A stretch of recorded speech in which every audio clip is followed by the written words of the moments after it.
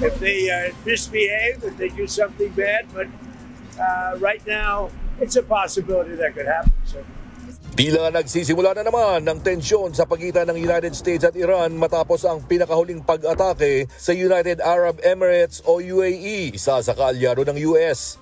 Kinumpirma ito ni US President Donald Trump na pinatamaan ng US ang 7 Iranian fast boats sa Strait of Hormuz matapos ang anunsyo ni Trump na simulan ang Project Freedom o gabayan ng mga neutral vessels o civilian tankers na makadaan sa Strait ng ligtas sa pag-atake.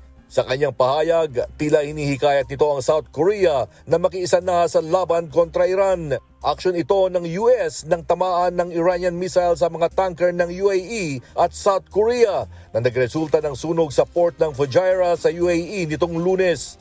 Ayon kay Iran Foreign Minister Sayed Abbas Araghchi, ang mga pangyayari sa Strait ay patunay na hindi military action ang solusyon sa krisis politikal.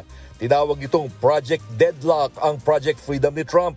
Ayon naman sa kumpanyang Maersk, tagumpay namang nakadaan ang kanilang commercial vessel na Alliance Airfax sa Strait ng walang pag-atake at ligtas na nakadaong ang kanilang mga tripulante. Ang nasabing barko ay stranded sa Strait of Hormuz noon pang Pebrero. Nananatiling sarado ang malaking bahagi ng Strait of Hormuz simula na maglunsad ng pag-atake ang US at Israel sa Iran nitong Pebrero ngayong taon. Ito ay bilang tugon ng Iran sa panggigipit ng US at Israel. Nitong Abril, nag-anunsyo ng ceasefire sa magkabilang panig subalit nagpatuloy ang US blockade sa mga pantalan ng Iran. Subalit sa ulat ng UAE Foreign Ministry, isa sa kanilang state-owned tanker ang inatake sa Strait of Hormuz.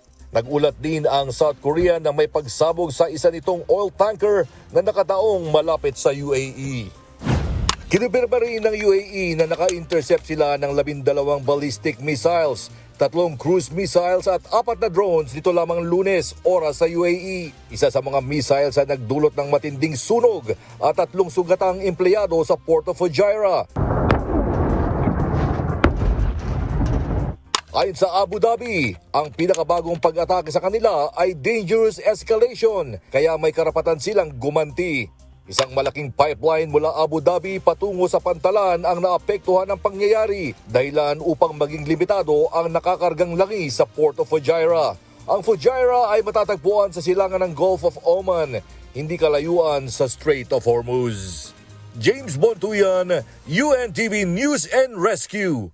Diyos ang aming sandigan, serbisyo publiko ang aming pinahalagahan.